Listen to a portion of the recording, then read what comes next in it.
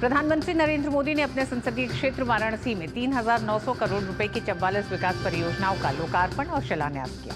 उन्होंने अवसंरचना के विकास, विशेष रूप से वाराणसी में सड़क संपर्क बढ़ाने की अपनी प्रतिबद्धता के अनुरूप उस क्षेत्र में विभिन्न सड़क परियोजनाओं का लोकार्पण और शिलान्यास किया। प्रधानमंत्री ने इसके अलावा वाराणसी रिंग रोड और सारनाथ के बीच एक सड़क पुल, भिखारीपुर और मंडवाडीह क्रॉसिंग पर फ्लाईओवर और वाराणसी अंतर्राष्ट्रीय हवाई अड्डे पर NH 31 पर 980 करोड़ रुपए से अधिक की लागत से एक राजमार्ग अंडरपास सड़क सुरंग की आधारशिला भी रखी। पीएम मोदी ने कहा, भारत आज विकास और विरासत को एक साथ लेकर चल रहा है। भारत आज विकास और विरासत दोनों एक साथ लेकर चल रहा है। इसका सबसे बढ़िया मॉडल हमारा काशी बन रहा है। यहां गंगा जी का प्रवाह है और भारत की चेतना का भी प्रवाह है। भारत की आत्मा उसकी विविधता में बसती है और काशी उसकी सबसे सुंदर तस्वीर है। काशी के हर मोहल्ले में एक अलग संस्कृति, हर गली में भारत का एक अलग रंग दिखता है। मुझे खुशी है कि काशी तमिल संगमम जैसे आयोजन से एकता ये सूत्र निरंतर मजबूत हो रहे हैं। प्रधानमंत्री ने विद्युत अवसंरचना को प्रोत्साहन देते हुए वाराणसी मंडल के जौनपुर, चंदौली और गाजीपुर जिलों के 2 400 केवी और एक 220 केवी पारेषण उपकेंद्र और संबंधित पारेषण लाइनों का उद्घाटन किया। इनकी लागत 1,045 करोड़ रुपए से अधिक है। उन्होंने वाराणसी के चौकाघाट में 220 केवी पारेषण उपकेंद्र, गाजीपुर में 132 केवी पारेषण उपकेंद्र और वाराणसी नगर विद्युत वितरण प्रणाली की आधारशिला भी रखी। इनकी लागत लगभग 775 करोड़ रुपए से अधिक की है। प्रधानमंत्री ने सुरक्षा कर्मियों के लिए सुविधाओं में सुधार के लिए पुलिस लाइन में ट्रांजिट हॉस्टल और PAC रामनगर परिसर में बैरकों का उद्घाटन किया। उन्होंने पुलिस लाइन में विभिन्न पुलिस थानों में नए प्रशासनिक भवनों और एक आवासीय छात्रावास की आधारशिला भी रखी। प्रधानमंत्री ने सभी के लिए शिक्षा सुनिश्चित करने के अपने दृष्टिकोण के अनुरूप पिंडरा में एक सरकारी पॉलिटेक्निक कॉलेज, बड़की गांव में सरदार वल्लभ भाई पटेल सरकारी कॉलेज, 356 ग्रामीण पुस्तकालयों और 100 आंगनवाड़ी केंद्रों सहित विभिन्न परियोजनाओं का भी उद्घाटन किया। उन्होंने स्मार्ट सिटी मिशन के अंतर्गत 77 प्राथमिक स्कूल भवनों के नवीनीकरण और वाराणसी के चोलापुर में कस्तूरबा गांधी स्कूल के लिए एक नए भवन के निर्माण की आधारशिला भी रखी। प्रधानमंत्री ने शहर में खेल इंफ्रास्ट्रक्चर को प्रोत्साहन देने के लिए उदय प्रताप कॉलेज में फ्लड लाइट और दर्शक दीर्घा के साथ सिंडिकेट हॉकी टर्फ और सिंथेटिक हॉकी टर्फ और शिवपुर में एक मिनी स्टेडियम की आधारशिला रखी। प्रधानमंत्री ने गंगा नदी में सामने घाट और शास्त्री घाट के पुनर्विकास, 345 करोड़ रुपए से अधिक की लागत से जल जीवन मिशन के अंतर्गत 130 ग्रामीण पेयजल योजनाओं, वाराणसी के 6 नगर पालिका वार्डों के सुधार और वाराणसी के विभिन्न स्थलों पर भू निर्माण और भूमूर्तिकला प्रतिष्ठानों का भी उद्घाटन किया।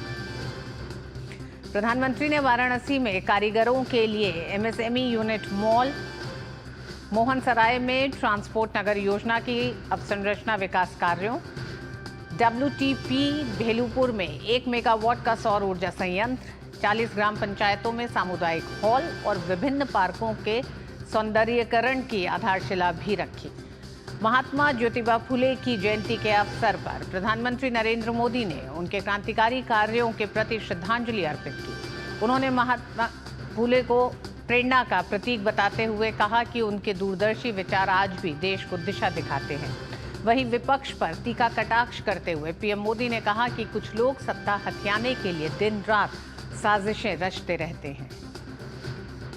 महात्मा फुले जी जैसे त्यागी तपस्वी महापुरुषों से प्रेरणा से ही देश सेवा का हमारा मंत्र रहा है, सबका साथ, सबका विकास। हम देश के लिए उस विचार को लेकर के चलते हैं जिसका समर्पित भाव है सबका साथ, सबका विकास। जो लोग सिर्फ और सिर्फ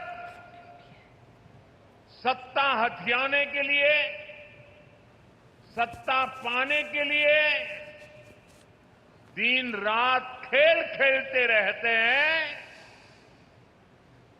उनका सिद्धांत है परिवार का साथ, परिवार का विकास। आज मैं सबका साथ, सबका विकास के एक मंत्र को साकार करने की दिशा में पूर्वांचल के पशुपालक परिवारों को, विशेष रूप से हमारी मेहनतकश बहनों को विशेष बधाई देता हूं। प्रधानमंत्री मोदी ने 70 वर्ष से अधिक आयु के वरिष्ठ नागरिकों को पहली बार आयुष्मान वय वंदना कार्ड भी वितरित किए। पीएम मोदी ने तबला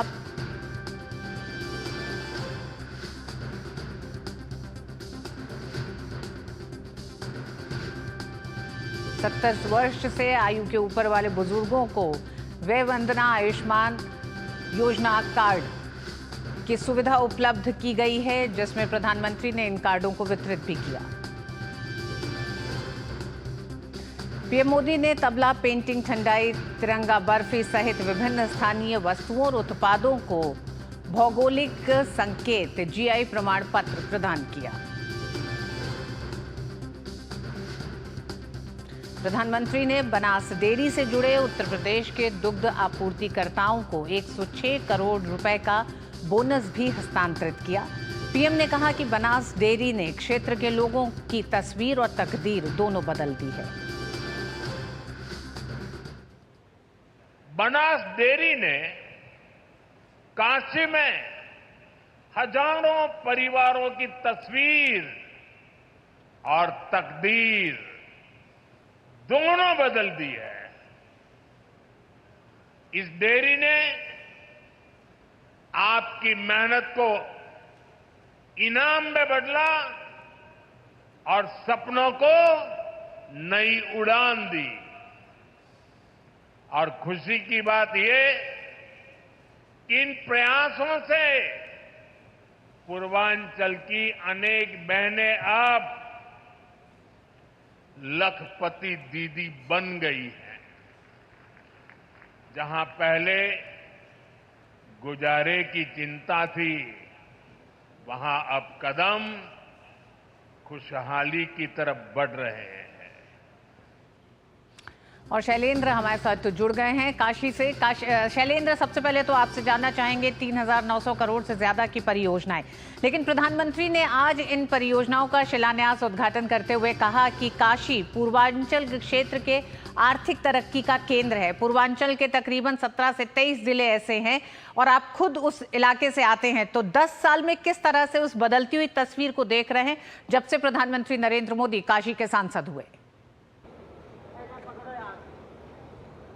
देखिए ऋतु, काशी में अभूतपूर्व बदलाव हम 11 वर्षों में देखते हैं। जब आज से 10 वर्ष पहले कोई काशी आता था, तब सकरी गलियां और एक तरह से देखें कि तमाम चुनौतियां थीं। ऐसा लगता था कि इस शहर को विकास की बहुत ज़रूरत है, चूँकि पुरातन शहर है और बड़ा केंद्र बिंदु है, जिसमें हम देखते हैं कि बड़ी संख्या में जो पर्यटन के लिए लोग या फिर श्रद्धा के लिए यहाँ पर आते हैं। लेकिन अब पूरी काशी न केवल बदली हुई नजर आती है, बल्कि पूरे पूर्वांचल का एक केंद्र बिंदु है आर्थिक तौर पर। जैसा कि प्रधानमंत्री ने कहा, आप देखिए कि जितना संभव हो सकता है उतना सड़कें चौड़ी कर दी गई हैं। जो तार के जाल, बिजली के तार के जाल वो दिखाई देते थे, वो भूमिगत कर दिए गए हैं। चमचमाती हुई सड़कें नज़र आती हैं, रिंग रोड नज़र आता है, और जिसका जिक्र प्रधानमंत्री नरेंद्र मोदी ने किया भी कि एक तरफ से दूसरी तरफ जाने के लिए अब घंटों फंसना नहीं पड़ता, या फिर कोई दूसरे शहर या दूसरे जिले जाना चाहता है बनारस से गुजर कर, तो उससे जाम का सामना नहीं करना पड़ता। लेकिन विकास सिर्फ यह कहें कि यहीं तक नहीं है कि सड़कें बनी हैं या फिर चौड़ी हुई हैं या फिर बिजली की दशा सुधरी है। इससे आगे जाकर जो काशी की जो पहचान है उसको और मजबूत करने का काम हुआ है। जीआई टैग की आपने बात की, आप देखिए कि काशी के जो बासिंदे हैं, बुनकर हो या फिर कोई भी जो काशी के लोग हैं, उनको कैसे उनको मजबूत बनाया जाए, कैसे उनकी आर्थिक शक्ति को और मजबूत बनाया जाए, उस दिशा में काम हुआ है। इसीलिए बनास डेयरी का उदाहरण, जिसमें 1 लाख किसान अपना दूध देते हैं और आज हमने देखा कि उनको जो बोनस भी दिया गया। तो इस तरह की तमाम परियोजनाएं हैं। 45,000 करोड़ की परियोजना तो केवल सड़क क्षेत्र में है जो काशी के विकास को रफ्तार दे रही हैं। ऐसी तमाम परियोजनाएं काशी और उसके आसपास दिखाई देती हैं, जिससे पूर्वांचल के एक बड़े केंद्र बिंदु के तौर पर आर्थिक स्तर पर देखें तो ये बनारस उभरा है, और जिसका फायदा न केवल काशी के लोगों को बल्कि आसपास के पूरे पूर्वांचल को मिल रहा है। और यही वजह है कि आज प्रधानमंत्री नरेंद्र मोदी ने इस बात का जिक्र किया। ऋतु, जब भी आप भी काशी आएँ तो देखें कि बीते वर्षों में कितना बदल गया है काशी। यहाँ पर हम जानते हैं कि स्वास्थ्य की सुविधाएं बेहतर हुई हैं, तमाम जो बुनियादी ढांचा जो है वो बेहतर हुआ है, और साथ ही साथ यहाँ के लोगों की आय बढ़े उस दिशा में समग्र स्तर पर काम हुआ है। चाहे वो सड़कों की बात हो, बिजली की बात हो, या फिर यहाँ की बनारसी साड़ियाँ हम जानते हैं कि दुनिया भर में मशहूर हैं, उनको बनाने वाले जो लोग हैं या व्यापारी हैं, उनकी कैसे आय बढ़े, इस तरह के तमाम काम हुए हैं। बगल में किसान रहते हैं, उनकी सब्जी कैसे जगह पर पहुँचे, बड़े बड़े शहरों में पहुँचे, इस पर ध्यान दिया गया है। यहाँ के युवा कैसे खेल में आ गया है, उसके लिए एक स्पोर्ट स्टेडियम बनाया गया है, एक और स्टेडियम बन रहा है। इस तरह के चहुमुखी विकास के काम हुए, यानी विकास के हर पहलू को ध्यान में रखते हुए काशी के विकास की रफ्तार को नई गति दी जा रही है। ऋतु जी, शैलेंद्र, बनास डेयरी एक ऐसा मॉडल जिस मॉडल को प्रधानमंत्री नरेंद्र मोदी अमूल कोऑपरेटिव जो एक पूरा मॉडल है उसकी तर्ज पर पूर्वांचल की महिलाओं के लिए एक तरह से एक बड़ा प्रोजेक्ट लेकर पहुंचे, और इस प्रोजेक्ट के तहत हमने देखा कि किस तरह से पूर्वांचल की महिलाएं जुड़ी हैं। ऐसे में आज बोनस वितरित किया गया, लेकिन साथ ही किस तरह से महिलाओं की आर्थिक सामाजिक जीवन में एक बड़ा बदलाव आप देख रहे हैं बनास डेयरी से। देखिए, प्रधानमंत्री नरेंद्र मोदी की अगुवाई में केंद्र सरकार की तमाम योजनाएं हैं, जिससे न केवल वाराणसी बल्कि पूरे उत्तर प्रदेश और देश भर की जो महिलाएं हैं उनका जीवन बदल रहा है। लेकिन निश्चित तौर पर पशुपालन का जो काम है, जो खेती बाड़ी का काम है, जब उसे संबल मिलता है तो उसका एक सीधा फायदा देखें तो महिलाओं को होता है, चाहे वो कृषि सखी हो, ड्रोन सखी हो। और बनास डेयरी की बात करें, पशुपालन के काम में तमाम महिलाएं वो हिस्सेदारी लेती हैं, उनकी एक महत्वपूर्ण भूमिका होती है। तो निश्चित तौर पर जब लाखों किसान जुड़े हैं, किसान परिवार जुड़े हैं बनास डेयरी से, तो महिलाओं को उसका फायदा हो रहा है। उसके साथ ही साथ हम देख रहे हैं कि बैंक सखी, कृषि सखी के तौर पर भी महिलाएं आगे आ रही हैं, ड्रोन सखी के तौर पर। और तमाम योजनाएं, चाहे वो किसान क्रेडिट कार्ड को पशुपालकों देने की बात हो, या फिर तमाम ऐसी मुद्रा जैसी योजनाएं हैं जहां महिलाओं को विशेष तौर पर प्राथमिकता मिली है, उससे हम देख रहे हैं कि एक संबल मिला है। इसीलिए प्रधानमंत्री नरेंद्र मोदी ने कहा कि दरअसल जो अपने गुजारे की चिंता करती थी, अब वो विकास में भागीदार हो रही हैं, यानी महिलाएं तेजी से आगे बढ़े, आर्थिक तौर पर सशक्त हो। इस दिशा में मोदी सरकार की तमाम कल्याणकारी योजनाओं ने देखें तो एक सूरत बदली है। और ऋतु, आप ये भी जानती हैं कि अब तमाम जो योजनाएं हैं उसमें महिलाओं को केंद्र बिंदु इस तरह से बनाया गया है कि जो पीएम आवास योजना है उसकी घर की चाबी की जो मुखिया है वो महिला होती है। इस तरह से भी आप देखें तो केंद्र सरकार की तमाम कल्याणकारी योजनाओं में महिलाओं को केंद्र बिंदु रख के आगे बढ़ा गया, और उसका विशेष असर प्रधानमंत्री नरेंद्र मोदी के संसदीय क्षेत्र में दिखता है, क्योंकि यहाँ पर उन योजनाओं की रफ्तार और तेज हो जाती है, वो यहाँ पर दिखाई देती है। जी हाँ, बिल्कुल शैलेंद्र, और बनास डेयरी के साथ ही दुग्ध उत्पादन से जुड़ी तमाम सहकारी समितियों को भी सक्रिय किया गया है। तो वो कई इस तरह के एक तरह से कदम उठाए गए हैं जिससे कि दुग्ध उत्पादक किसान और महिला पुरुषों को एक नए अवसर मिले। साथ ही साथ शैलेंद्र, प्रधानमंत्री नरेंद्र मोदी जब उतरे वाराणसी तो एक्शन मोड में दिखाई दिए, क्योंकि पहला अगर हम ये कहें कि पहली जो उन्होंने एक रिपोर्ट ली वो सीधे सीधे उस गैंगरेप के सिलसिले में ली, जिसमें सख्त एक्शन का एक तरह से निर्देश भी प्रधानमंत्री ने दिए। निश्चित तौर पर जैसे ही प्रधानमंत्री नरेंद्र मोदी वाराणसी की धरती पर उतरे, उन्होंने यहाँ पर जो वरिष्ठ अधिकारी थे उनको सीधे सख्त निर्देश दिए। हम जानते हैं कि जो ये घटना हुई थी, दुर्भाग्यपूर्ण घटना, और उसको लेकर प्रशासन ने कार्रवाई भी की और उस पर हम देखें कि जो भी सुराग मिले उस पर तुरंत कार्रवाई की गई।